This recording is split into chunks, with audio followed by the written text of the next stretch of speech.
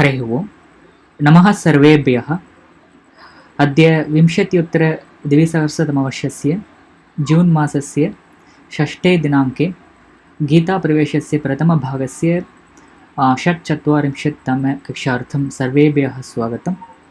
जानीत कारकानि षट् सन्ति: कर्तृकारकं, कर्मकारकं, करणकारकं, सम्प्रदानकारकम्, अपादानकारकम्, अधिकरणकारकम्। अत्र श्लोकः अयं वर्तते: कर्ता कर्म च करणं सम्प्रदानं तथैव च अपादानाधिकरणम् इत्याहुः कारकाणि षट्। अस्तु, इदानीम् एकैकस्य अपि वयम् अध्ययनं विस्तारेण वयं कर्तुं प्रयतामहे, परन्तु शास्त्रे तत्र विषयः विस्तृतः वर्तते, परन्तु अत्र यद् अपेक्ष्यते तदेव अत्र वयं तस्यैव चर्चाम् अत्र कुर्मः। अस्तु, अग्रे चरामः। अत्र प्रथमं वर्तते सम्प्रदानकारकम्। अत्र उदाहरणवाक्यानि भवन्ति: माता पुत्र्यै मिष्टान्नं ददाति, सुप्रिया भ्रात्रे वस्त्रं यच्छति, शान्तला देवाय नैवेद्यं निवेदयति। अत्र एतेषु प्रथमवाक्ये माता स्वसमीपे विद्यमानस्य मिष्टान्नस्य सम्बन्धः पुत्र्या भवतु इति इच्छति। द्वितीयवाक्ये सुप्रिया वस्त्रस्य सम्बन्धः भ्रात्रा भवतु इति इच्छति। तृतीयवाक्ये शान्तला नैवेद्यस्य सम्बन्धः देवेन भवतु इति इच्छति। अतः पुत्री, भ्राता, देवश्च सम्प्रदानमिति उच्यन्ते। अत्र जानीत कर्ता कर्मणः सम्बन्धः येन भवतु इति इच्छति, सः सम्प्रदानं। कर्मणा यमभिप्रैति स सम्प्रदानमिति पाणिनिसूत्रम्। अत्र कर्ता कर्मणा यं सम्बन्धुम् इच्छति सः सम्प्रदानसंज्ञः स्यात् इति अर्थः। अतः यथा मया पूर्वमेव उक्तं, कर्म यदस्ति तस्य कर्मणः उद्देश्यः यः अस्ति तत् सम्प्रदानमिति उच्यते। सो उदाहरणार्थं दानक्रियायां यदि पुस्तकं ददामि इति वदामश्चेत् दानक्रियायाः अनन्तरं पुस्तकस्य सम्बन्धः केन भवतु इति पृच्छामश्चेत् तस्य उत्तरं यद् भवति तस्य सम्प्रदानसंज्ञा भवति। उदाहरणार्थं मित्राय पुस्तकं ददामि इत्यत्र मम इच्छा वर्तते पुस्तकं दातुम् इच्छामि, तथैव दानक्रियायाः अनन्तरं पुस्तकं मित्रेण सह भवतु, नो चेत् मित्रार्थं भवतु इति अहम् इच्छामि। इत्युक्ते पुस्तकमित्रयोः सम्बन्धम् अहम् इच्छामि। अतः द्वयोः मध्ये एकस्य कर्मसंज्ञा भवति, अन्यस्य सम्प्रदानसंज्ञा भवति। इत्युक्ते पुस्तकस्य कर्मसंज्ञा, सम्प्रदान इत्युक्ते मित्रस्य सम्प्रदानसंज्ञा भवति। एवम् अत्र जानीमः। अत्र इतोपि एकं विषयं वक्तुम् इच्छामि। अत्र यदि कारकं विभक्तिम् इति वदामश्चेत् अत्र कारकानि सामान्यतया अर्थं बोधयन्ति। विभक्त्याः कारकानि द्योतयन्ति। सः एव भेदः अत्र वर्तते। इत्युक्ते विभक्तिकारकयोः कः भेदः इत्युक्ते विभक्तिः केवलं तत्र कारक सूचनार्थमेव विभक्तिः भवति। इत्युक्ते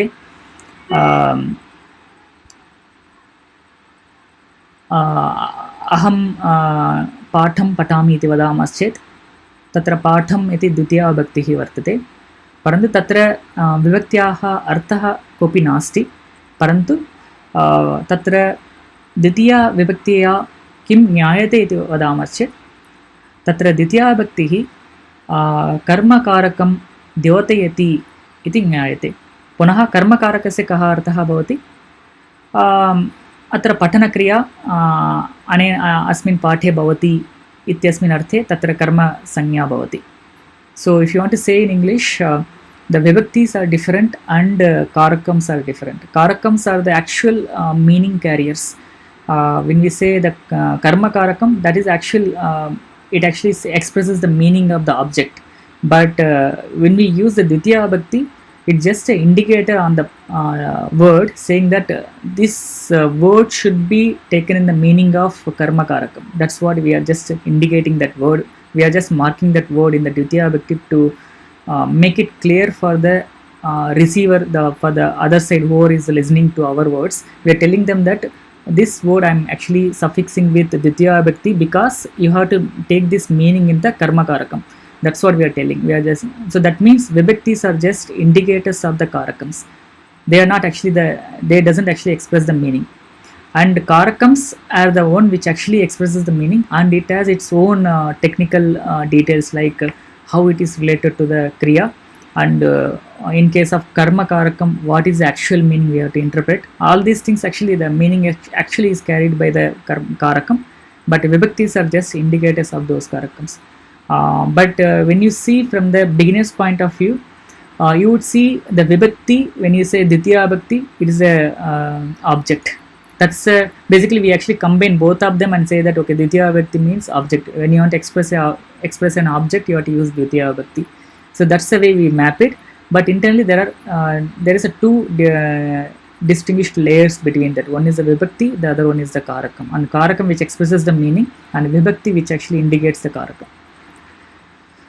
Astu, atra when it comes to the grammar, the Sanskrit grammar, so there are sutras which define the karakams. That means if so and so condition is matched, that particular object or the person will be this particular karakam. For example, in this case, if the after the kriya, if the object is intended to somebody else, that person will get the name of sampradana. That means there are rules which actually says which all objects will be in a particular which all objects, and based on which conditions they will be given on what names. Okay, so first is just we are naming all the karakams for the objects, and then the next level comes where in case if it is named as this particular karakam, you have to use this particular vibhakti. So that's the second. Okay, in the first Panini Sutra, where you see here is karmana emabhipraiti sa sampradanam. Just it says that just calls some object or person as sampradanam. If the this condition matches, that's it. Okay, and after naming it, there is another sutra in the bottom, like a chaturthi sampradane. So chaturthi vibhakti bhavati sampradane karake chaturthi vibhakti bhavati iti artha. So that's a two lists of sutras will get. One list will actually name the objects and persons. The other set of sutras will actually associate the karakams with the appropriate vibhaktis. Okay, so that way we'll understand here. So here the first sutra just name, we get the name of sampradhanam, and the second sutra for that sampradhana arthe or sampradhane karake chaturthi vibhakti prayoktavya. So that's the meaning of the second sutra here. So same way for all the karakams you are going to read which on what basis it will be named with that particular karakam, and what is the sutram for using the appropriate vibhakti for that karakam. So these two things we'll see in each category. So any questions on this sampradana karakam? अस्तु अग्रे चरामः. अत्र एतानि वाक्यानि पठत यतोदाहरणं कोष्टकं पूरयत. अत्र बालिका शिशवे पुष्पं ददाति. So it's the same in all the dana kriyas. The karma will be something which we give, that is the karma, and to whom we are giving that generally will get the sampradhanam, shishave. So basically after the dana kriya, pushpam will belong to sishu. That's what it means. And Swami Sevakaya Dhanam Echati. Punaha Agraja Devaya Pushpam Arpayati. Mata Putraya Upaharam Dadati. Pita Devaya नैवेद्यं निवेदयति, सैनिकः देशाय प्राणान् समर्पयति, प्रकाशः देवदत्ताय पत्रं वितरति. So in almost all the kriyas mentioned here, like it's similar to dana kriya, and the rule to interpret the sampradhanam will go as same. So after the kriya, the karma will belong to the that sampradhana person or the object. Hari Om. I mean, I'm just having a doubt. Why they did not start with karakam in the initial stage itself and then come to the vibhakti? Maybe the understanding would have been better then. Okay, so intention is very simple actually here. When it comes to karakam, see still if you see the reason is even karma karakam va or kartri karakam va is not yet started actually. Ideally it should have been the sequence, as per the sequence that should have been started initially, but we are starting from the sampradhanam. That's because there are few extra things we need to discuss when it comes to kartrupadam or karma karakam. And the reason is there are a lot more actually if you see who is doing, that person will become the kartrupadam. That's the simplest example, simplest explanation we have given. But when it comes to shastriya, to understand what is real karta, there is some extra things we need to understand from the point of grammar. So the problem here is if we explain those things at the beginning of the stage, beginning level, student will generally will divert to different direction. They will not focus on the language, learning the language. So here our objective is to learn the language with straightforward vibhaktis. Then if you are interested to know the shastras, if you are interested to know, go deeper, you can actually go in learn it here. But no, I was wondering, we started learning Sanskrit from the vibhakti. At that time itself, why didn't they take up the matter of this karaka instead of introducing it? I mean, at a very later stage. That is towards the end only we are knowing karakam. That's what. Right. The reason is that's what it's the same thing, right? So initially our intention is to teach the language. Even if you see our beginners course, we just say that for this meaning you have to use this form of word. Even we don't even say that vibhakti. You got it? So that's the way we actually start that's the easiest way to start the language. It's more about you want to drive a car, instead of telling you how engine operates. That's kind of irrelevant to you. All you need to know the accelerator and the clutch and brake, and later you can actually know how it is internally connected. So the vibhakti is only for the purpose of for learning, I think, by hearting the different forms. For that purpose is it the vibhakti? I mean, all the 7 or 8 vibhakti forms. For that purpose only the vibhaktis are there. No, it's not for by-hearting purpose. As I said, initially, when you, as a beginner's point of view, the vibhaktis are nothing but to express a particular meaning. This is a vibhakti we use. But of course, later the trend has changed. They actually give a 7/3 table and ask you to muck up. But instead of that, it should have been like this. Actually, like for this meaning, you have to use this particular word. Like, for example. Aham gacchami, kutra gacchami, vidyalayam gacchami, patham vidyalayam gacchami, devalayam gacchami, mandiram gacchami. So like that, they should know the forms rather than mucking up the things. Was that answered? Yeah, okay. I think it will take some time to absorb this karakam. So now I think you should have asked this question actually. When I said vibhaktis are used to express the karakam, then is there a case where vibhaktis can also express something else other than karakam? So that's a question you should ideally get it, because if this kind of differentiation is there, like you list all the karakams and then you associate the karakam with the individual vibhaktis, and you should also get a question, why shouldn't Panini actually mix both of them at the same place? Why shouldn't he say that karmana eva vipraiti sa chaturthi vibhakti, like that you should have actually combined both of them. So you should have separated. That's because vibhakti is used to express something else also. Okay, so the vibhakti generally expresses two things. One is the karakams, the other one is some other meanings that we generally call it as upapada vibhakti. Okay, so there are two things which it expresses, but one which expresses the things related to kriya, we call it as karakam, and one which is not related to the kriya, we call it as upapada vibhakti. But for beginners point of view, both are actually same. Okay, maybe we'll go a little ahead and we'll again come back and see if you have still questions. Namaste Mahodaya. See, I'm trying to understand, see, whatever we have learned so far, fundamentally that remains the same. There is no change in that understanding, correct, as far as the vibhakti goes. So by doing this karakam, are we now going to get an additional understanding, or it's a slightly different interpretation of whatever we learned?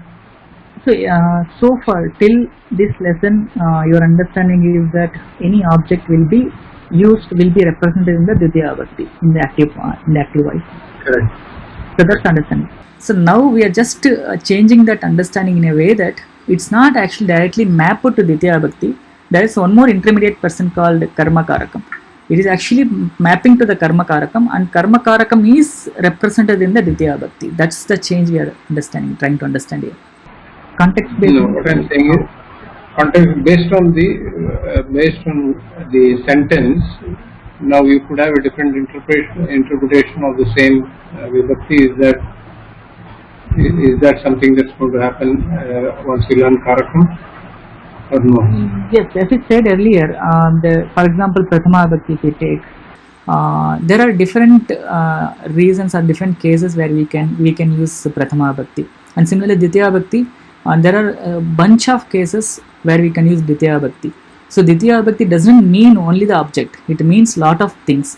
Okay, one out of those things is karakam, the karma karakam. Okay, that's a differentiation basically out of the meanings which Dvitiya Vibhakti expresses it, out of which we are trying to separate it out individual things, and we are trying to understand a specific thing there, like only karma karakam we are trying to understand. And similarly when it comes to Chaturthi, Chaturthi explains multiple things out of which we are trying to understand the Sampradhanam part, but still the sentence usages are the same actually. Mahoday, sorry for disturbing, but what I was wanting to know, the Tritiya Vibhakti, for example, we say Ramena Saha. So that is not the main, that's not a karakam part. Only if something is used as an instrument, then it comes in the Tritiya Vibhakti. Is it like that? Then only you can use, that comes what karakam. It will be Karana Karakam. It's a Karana Karakam, yes, right. Only thing is, initially we were saying that for this kind of meanings, like along with somebody, if you are doing something else, use the Tritiya Vibhakti. So that's what we were taught so far. So now we are trying to separate out. So that kind of meaning with which we are going to use, that is called as Karana Karakam. And for expressing the Karana Karakam, you use the Tritiya Vibhakti. It's the same actually. It's like a plus b equal to c, and initially you were directly using c, and now you are saying there is a part and there is a b part here. That's the difference here. So that Ramena Saha, though it is in the Tritiya Vibhakti, it is not a karakam in that case. No, it is again a Kartru Karakam. Kartru Karakam, but it will not form the Karana Karakam, though it comes in Tritiya Vibhakti. Yeah, it's not a Karana Karakam, it's a Kartru Karakam. See, that's actually a good example actually. The same Vibhakti, but it doesn't express the same Karakam always. You're getting the difference, right? So the same Vibhakti is used for expressing Kartru Padam and as well as the Karana Padam. Okay, but if you see, there are conditions for naming a particular object as a Kartru Padam or Kartru Karakam or the Karana Karakam. And again, there are certain other conditions where we map the Kartru Padam will be certain times will be represented in the Prathama, and certain times will be represented in the Tritiya, and similarly Karma Padam also. So this is a difference we are trying to understand here. That's all for today. Thanks for watching this video online. If you have any queries or if you want to interact with teachers or students, log into forum.sanskrit.today and subscribe to this channel sanskrit.today to watch more videos like this. Share this video with your friends and interested people or group, and make use of the comment section below the video if you have any suggestions or feedback about this session or the series. Like this video, click on the like button on this video. Thank you. Thanks for watching this video online. Let us meet in the next session. Dhanyavadaha.